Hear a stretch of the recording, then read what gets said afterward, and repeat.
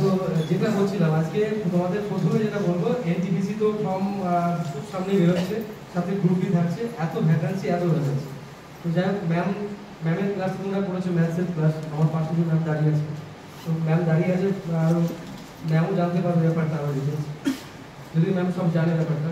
আর একটুখানি বলে যাচ্ছি, ম্যাম কিন্তু তোমাদের এই এক্সামে পাস করেছে, যে এনটিপিসি যে ইয়েতে পাস করে কোয়ালিফাইড হয়ে বসে আছে, তো অন্য চাকরিও হয়ে গেছে। তো যাই হোক, সে প্রশ্নে যাচ্ছি না, আমার যেটা কথা বলা সেটা হচ্ছে যে এই যে ফর্মটা তোমাদের বেরোচ্ছে, ঠিক আছে, এর জন্য তোমরা কতটা তৈরি আছো? এখানে সবাই তো এনটিপিসি এক্সামের জন্য মুক্তি আছে তো নাকি? তোমরা তো চাও নাকি? তো আমি শুধু এই কথাটাই বলি যে শুধুমাত্র স্বপ্ন দেখার জন্য নয়, স্বপ্ন দেখার জন্য এখানে বসে থেকে লাভ নেই, এখানে পুরোপুরি পারফর্ম করার জন্য বসতে হবে। আর আমি বলবো, স্বাধীনতার পরে, ভারত স্বাধীনতার পরে এত ভ্যাকান্সি কিন্তু ইন্ডিয়ানদের দেখেনি, সুতরাং আমিও দেখিনি, আমার বাবাও দেখিনি, আমার ঠাকুরটাও দেখিনি। তো আমরা যখন কেউ দেখিনি, আর কেউ তোমরা সৌভাগ্যবান যে তোমরা এই ভ্যাকান্সির মধ্যে। তো এখানে যত ভ্যাকান্সি দুটো ভাগে ভাগ করা হচ্ছে, একটা হচ্ছে 30,000, সেটা পুরোপুরি NTPC non technical popular category, আর একটা কি থাকছে, আর 1 লাখ মতো থাকছে, সেটা গ্রুপ ডি ওরিয়েন্টেড ভ্যাকান্সি। তো এই লার্জ নাম্বার অফ ভ্যাকান্সি, এর জন্য কিন্তু তোমাদের সামগ্রিকভাবে বিরাটভাবে তৈরি থাকার জন্য যা কিছু করার দরকার সব তো এখান থেকে আমরা করবো। তোমার কাজটা কি হবে? তোমার কাজ হচ্ছে নিজেকে পারফর্ম করে সামনে দিকে চলে যেতে হবে। এবং এখানে যতজন তোমরা বসে আছো, প্রত্যেককেই আমি বলছি যে তোমরা একদম নিজের মতো করে পড়াশোনা শুরু করো, কারণ সুযোগ মানুষের জীবনে কিন্তু বারবার আসবে না। যদি বারবার সুযোগ না আসে, তো যখন সুযোগটা আসে তখন বুঝে নিতে হবে এই সুযোগটা আমাদের লাইফের কিন্তু সেরা সুযোগ, আর এই সেরা সুযোগটুকুর জন্যই কিন্তু লড়তে হবে আমাদের। বুঝতে পারা যাচ্ছে কথা তো? তো এই এখন পড়াশুনো তুমি করছো, বহুকাল ধরে করছো, অনেকেই পড়াশুনো করে, বা অনেকেই তো পড়াশোনা করে, কিন্তু প্রবলেম কোথায় হয়? প্রবলেম কোথায় হয়? পড়াশোনা করতে গেলে হয় না, পড়াশোনা করতে গেলে যে প্রবলেমটা হয়, কতটুকু পড়বো আর কতটুকু বাদ দেবো। আমি এটা বলি, তোমার বাড়ির টেবিলে যে কটা বইপত্র আছে তা পড়লেও তুমি কিন্তু এই চাকরি পরীক্ষা ক্র্যাক করতে পারবে, বাট তাহলে কোনো গাইডলাইনের কেন দরকার? আসলে গাইডলাইন দরকার এই কারণে, কতটুকু তুমি বাদ দেবে পড়তে গিয়ে, ঠিক আছে? তো বাদ দেওয়াটা কিন্তু খুব ইম্পর্টেন্ট, কারণ একটা বই যখন কোনো রাইটার লেখে, সে কিন্তু বিক্রি করার জন্য লেখে, সে কিন্তু কাউকে উপকার অপকারের চিন্তা ভাবনা তার কাছে সেকেন্ডারি হয়ে যায়। প্রকাশক যখন বই বের করে তখন তার আর তোমাদের এই কথাটা তোমরা জানো, দেখবে গ্রুপ ডির সময় প্রচুর বই মার্কেটে বেরোয়, বাট ডাব্লিউবিসিএস বা আইএস এর বই মার্কেটে খুব কম বেরোয়, সাইকোলজিক্যালের বই খুব কম বেরোয়। কেন কম বেরোয়? কারণ প্রকাশকরা তার দাম পায় না, টাকা পায় না, প্রকাশকরা ইনকাম করার জন্য মার্কেটে না, ঠিক আছে? এবার তোমরা কিন্তু বোকা বনে যাও, একটা বই থেকে কতটা বাদ দিয়ে পড়তে হবে সেটাই কিন্তু 1 নম্বর প্ল্যানের মধ্যে সর্বোত্তম সেই প্ল্যানটাই আগে প্ল্যান। ওকে, তাহলে আমাদের এখন কি উচিত হবে? তোমরা যেখানে করছো ভালো কথা, যারা এখানে পড়ার সুযোগ পাচ্ছে না তাদের উদ্দেশ্যে যদি আমার কিছু বলতে হয়, তো আমি বলবো যে যেখানে তোমার টেবিলে যে কটা বই আছে সেই বইগুলো এই চাকরি করার জন্য উপকার। আমি জানি না তোমার টেবিলে কি কি বই আছে, বাট আমি মনে করি ওই টেবিলের বইগুলোই কিন্তু তোমার চাকরি পাওয়া যেতে পারে, ঠিক আছে? তাহলে কি করে স্যার? কারণ আমাদের যা সিলেবাস, যা সিস্টেম, যা কোশ্চেনের যা ধরো, অনেকটা আগে কি হতো, তুমি কোশ্চেন কিন্তু জানতে পারছো না, রেলওয়ে বোর্ড কি কোশ্চেন করছে, পরীক্ষা বেরিয়েছে, কজন তার মেমোরি থেকে বলতে পারছো বলো তো? এক্সাম পেপার দিত আগে? দিত না। কি ম্যাম দিত তো আগে? দিত না, ঠিক আছে? তাহলে যখন দিত না তখন জানতেও পারতো না, তখন কোশ্চেন রিপিট হওয়ার সম্ভাবনা থাকতো।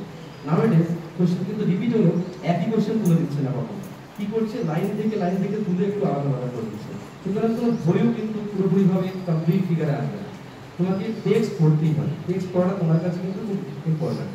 এবার বলতে পারো কোনো একটা গাইডলাইন অবশ্যই জরুরি, গাইডলাইন প্রত্যেকটা মানুষের জীবনে জরুরি। তো এইখানে যদি আমি গাইডলাইনের কথা বেশি বলি তাহলে ভাববে যে তোমার টিউশনে যেতে হবে, কোনো কিছু যেতে হবে কোথাও, তো আমি সেই জন্য এই প্রসঙ্গটা এগিয়ে যাচ্ছি। তো পড়তে হবে কোন ধারণ করে, পড়ার ধারণটা এমনভাবে করবে, রুট থেকে পড়ার চেষ্টা করবে, তোমরা রুট লেভেল থেকে, এবং কোনো সাবজেক্ট বাদ দেওয়ার চেষ্টা করবে না। সেমিস্টারে পড়াশোনা বা কোনো রকম বিভিন্ন পড়াশোনার সময় কোনো একটা সাবজেক্ট বাদ দিয়ে চলবে, কিন্তু এখন কিন্তু বাদ দিয়ে কখনোই যাবে না।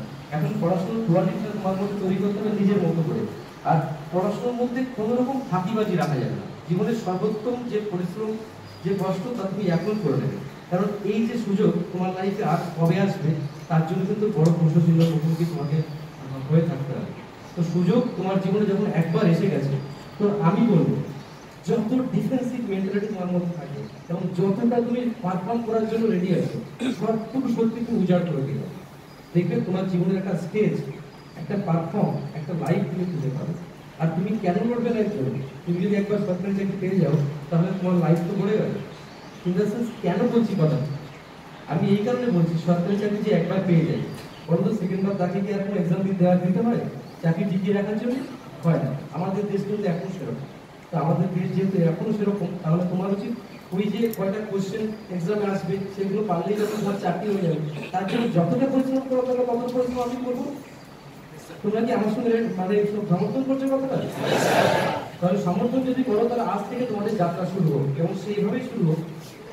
একদম চক্রটা তোমার মেন্টালিটির একদম প্রোগ্রেসিভ মানসিকতা আছে, তোমার লেভেল থেকে এক্সট্রিম লেভেল অব্দি তুমি যতটা তুমি দিতে পারো সবকিছু চার করে দাও, এবং নিজের ডিজনেস ভালো না কখনো। এবং তুমি চাইবে যে আমি আমার লেভেল থেকে আর ভালো পড়াশোনা করতে পারবো, ঠিক আছে? আমার মনে হয় যে মানুষ সব থেকে বেশি পারফর্ম করে এগোতে পারে এবং অনেস্টি দিয়ে চলতে পারে, তার কিন্তু ফেলিয়ারের রাস্তা কোনো লেখা না, শুধুমাত্র সামনের দিন এগোনো ছাড়া তার কোনো রাস্তা নেই। তাহলে কয়েকটা পয়েন্ট আমি তোমাদেরকে যা বললাম, সেই পয়েন্টের এখন লিস্ট আমি একবার বলি। এখন প্রথমে আমরা যেটা করবো, ফর্ম ফিল আপের জন্য আমরা রেডি হবো সবাই সামনের এই বড় ভ্যাকান্সির জন্য, ঠিক আছে? সারা দেশ কিন্তু ভাবছে আমার চাকরিটা চাই, তার মধ্যে তুমি কিন্তু একজন। আর তোমার কটা সিট লাগবে? একটাই সিট। যেহেতু তোমার একটা সিট লাগবে, তার জন্য প্ল্যান এরকম হোক, প্রথমে টার্গেট করো যে তুমি ফর্ম ফিল আপ করতে হবে তোমাকে, তারপরে সেকেন্ডলি পড়াশোনাটা কিন্তু রেগুলার ওয়াইজ, কি রেগুলার না 2 দিন বিশাল পড়লাম 3 দিন পড়লো না, তাহলে নন টেকনিক্যাল চাকরি মানে নন টেকনিক্যাল চাকরিতে সবাই ফর্ম ফিল আপ করতে পারে সে মতো। তো সেই জন্য এই চাকরি পাওয়ার জন্য কিছু ডিফারেন্ট চরিত্র তোমাকে ভাবতে হবে কি করলে হবে। আর রেগুলার পড়াশোনা করো, রেগুলার প্র্যাকটিস করো, এখানে যে পড়াগুলো দেওয়া হয় সেগুলো খুব ভালো করে করো। আর এই পড়ার বাইরে যদি তুমি কিছু করতে চাও 9-10 বইগুলোকে ফলো করো, ব্যাস। এইগুলোর মধ্যে তোমার কিন্তু সাকসেসের মূল মাত্র লুকিয়ে আছে। আমি চাইবো প্রত্যেকে যারা এখানে আছো প্রত্যেকে সাকসেস পাবে এবং পারফর্ম সেই অর্থে সেই রকম মানের করতে হবে, ঠিক আছে? আর যুদ্ধে হার মানবো না, সেরকম মেন্টালিটি নিয়ে লড়তে হবে। সবাই সামনে থাকবে তো আমার নাকি? Best of luck.